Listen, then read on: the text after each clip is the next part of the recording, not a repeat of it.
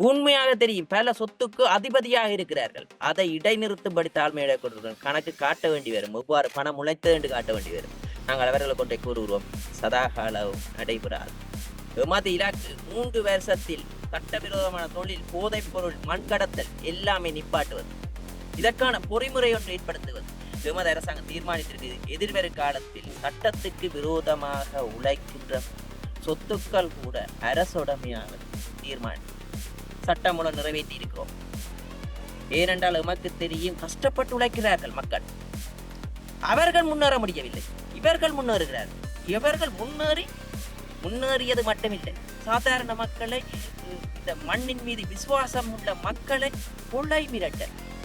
சாவச்சேரியில் ஒரு கிராம சேவகரை மண் கடத்தல்காரர் கிணத்துக்கள் கட்டி வைத்து அடித்ததாக தவறு. போலீசிலும் முறைப்பட்டவர்கள் கைது செய்தார். இவ்வாறு அவர்கள் தான் தோன்றித்தனமாக செயல்படுகிறார். அவர்கள் ஒன்றை கூறிக்கொள்கிறேன், மக்கள் பலம் என்பது பேசப்பட்ட பலம் இல்லை. மக்கள் உங்களுக்கு தகுந்த பாடத்தை கொடுப்பார்கள். அதே நேரம் அரசாங்கம் என்ற ரீதியில் இவர்கள் உழைத்த பணத்திற்கு கணக்கு காட்டணும். வணக்கம். மற்றும் ஒரு செய்தி. யாழ்ப்பாணம் வடமராட்சி கிழக்கு பகுதிக்கு பாராளுமன்ற உறுப்பினர் இளங்குமரன் விஜயம் மேற்கொண்டிருந்தார். வடமராட்சி கிழக்கு அண்மை காலமாக சட்டவிரோத செயற்பாடுகள் இடம்பெற்று வருவதாகவும் அதில் பிரதானமாக மணல் கடத்தல் நாளாந்தம் போலீசாரின் அனுமதியுடன் இடம்பெற்று வருவதாகவும் தொடர் குற்றச்சாட்டுகள் எழுப்பப்பட்டு வந்த நிலையில் அதன் அடிப்படையில் வடமராட்சி கிழக்கு பல்வேறு பகுதிகளுக்கு சென்று மணல் அள்ளப்பட்டு பிரதேசத்தை பார்வையிட்ட இளங்குமரன் எம்பி பெருமளவு மணல் அள்ளப்பட்ட தாளியடி பகுதிக்கு விஜயம் மேற்கொண்டிருந்தார்.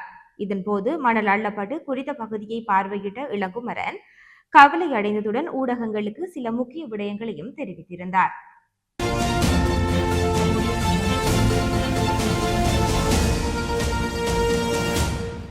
மருதங்கனி ஒருங்கிணைப்பு குழு கூட்டத்தில் தலைமை தாங்கும் போது இந்த பிரதேசத்தில் அதிகளவான மண்கள் கடத்தல்கள் நடைபெறுவதாகவும் அதற்கு போலீசார்களும் உடந்தையாக இருக்கின்றனர் என்று மக்கள் கூறுகின்றனர். அது மக்கள் தெரிகிறது. ஏனென்றால் நமக்கு தெரியும், இங்கே இருக்கும் போலீசார்கள் சிறப்பாக செயல்படுவார்களாக இருந்தால் பல குற்றங்களை கைது செய்ய முடியும் என்று திடமான நம்பிக்கை இருக்கிறது. ஏனென்றால் இந்த பிரதேசத்தில் ஜெகத் ஒருவர் மண் கொள்ளையில் ஈடுபடுவதாக மக்கள் முறையிடுகின்றனர்.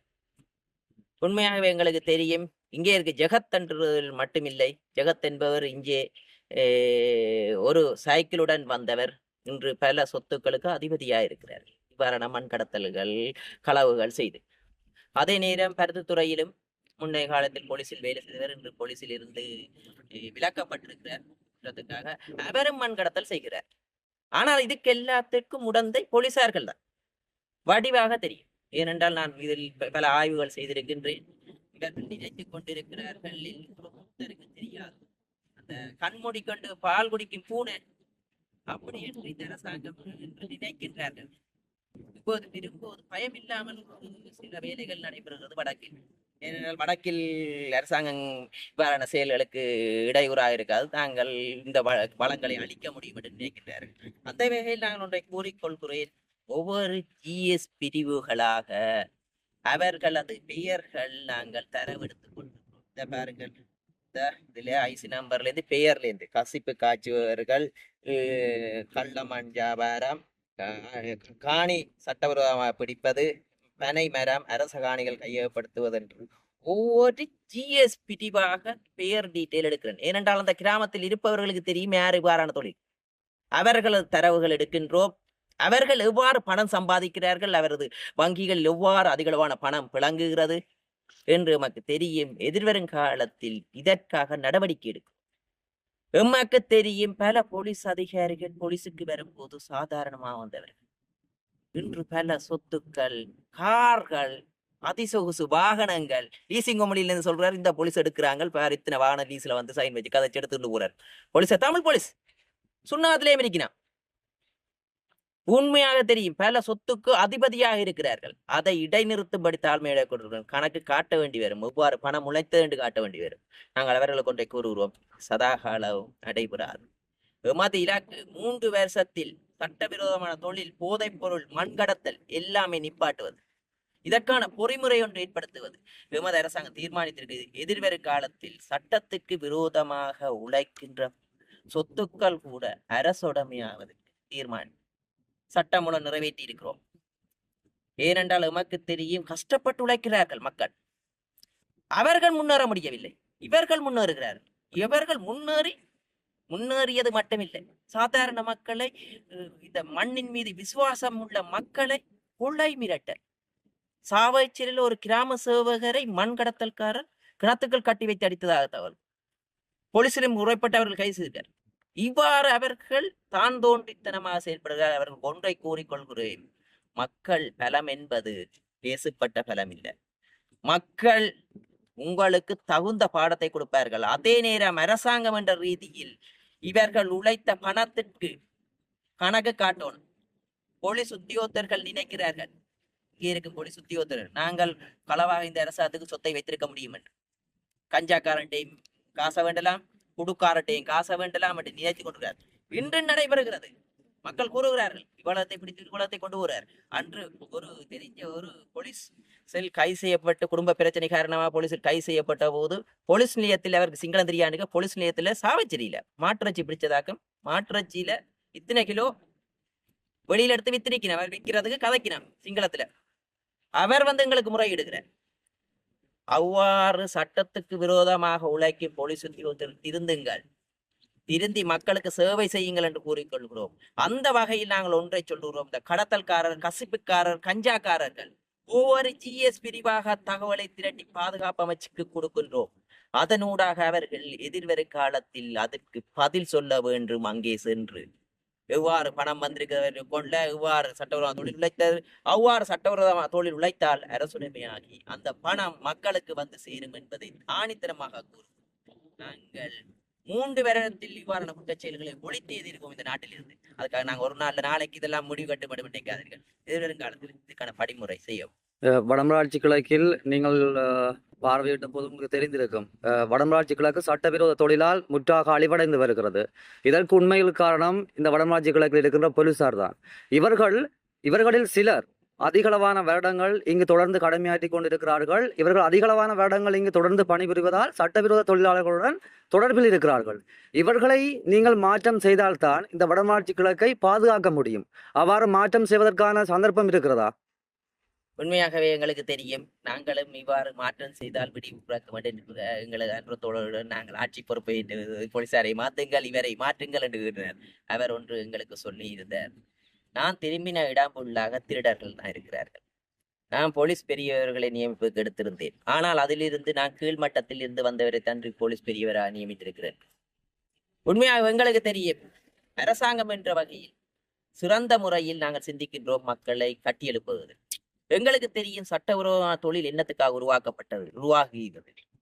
எங்களுக்கு தெரியும், இங்கே இளைஞர்களுக்கு வேலை வாய்ப்பு, தொழில்துறை, அதே நேரம் எமது அரசாங்கத்தால் உங்களுக்கு தெரியும் என்ற தொழில் ஜனாதிபதி வரைக்க தென்கு உற்பத்தி வலயத்தை நாங்கள் அடையாளம் கண்டிருக்கோம் வடபகுதியில். உண்மையாக இந்தியாவில் அரசாணி எவ்வளவு ஓடாது. இதெல்லாம் மக்களுக்கு, இந்தியத்திய பிரதேச மக்களுக்கு பகிர்ந்தளித்து தென்னம்பயிர் செய்வதற்கு இந்த இடங்களை கொடுப்போமான ஒரு சில ஒரு பிரதேச 5 ஏக்கர் கொடுப்போமா இருந்தால் இவ்வாறு சட்டவிரோத தொழில் நடக்காது. உண்மையா எங்களுக்கு தெரியும், தென்னங்கண்டு இலவசமாக கொடுக்கின்றோம். அதே நேரம் 1 ஏக்கருக்கு 30,000 ரூபாய் காசு கொடுக்கிறோம். உரம் மானியம் கொடுக்கிறோம். 16,000 ஏக்கர் தென்னங்காணி வைக்க வேண்டும் என்று தென்கு முக்கோண வெளியே அடையாளம் கண்டு பார்க்கும்போது தெங்காய் எவ்வளவு காய்த்து தொங்குகிறது.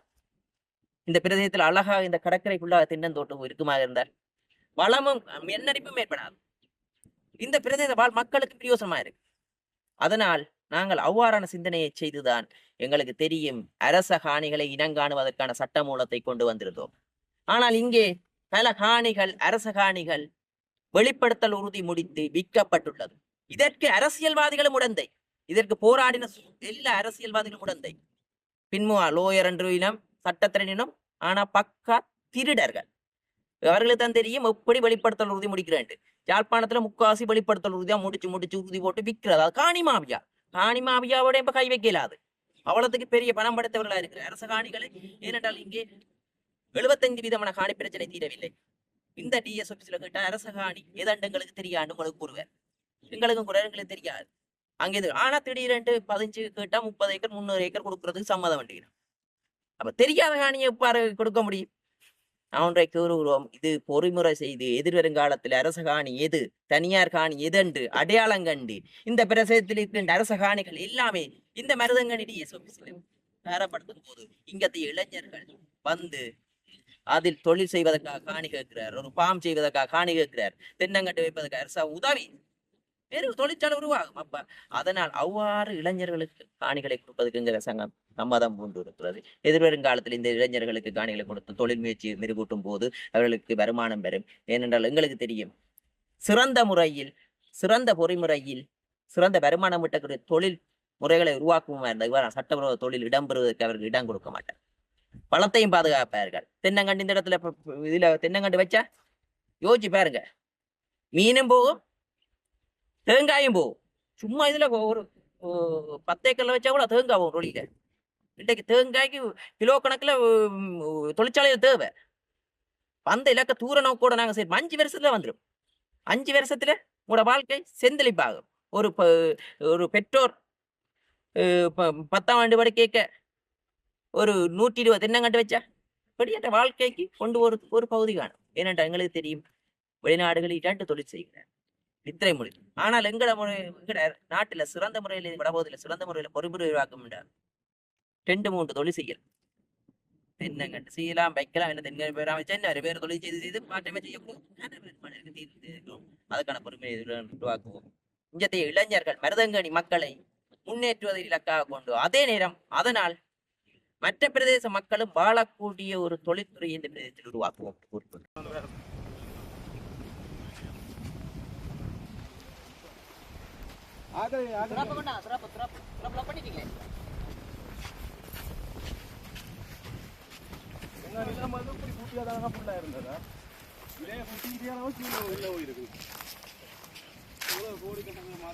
இதுக்கு முழுக்க தண்ணி பட்டாங்க நினைக்கலாம். ஆனா தண்ணி படி வாரத்துக்கு முன்னாடி இடம் கொடுத்தாங்க. வந்த அப்புறம் அவங்க தான் பேசுறாங்க. அவங்க முன்னாடி நிற்கிறாங்க, அவங்க தெரியாது. வாரத்துக்கு நல்லா தான் இருந்தது.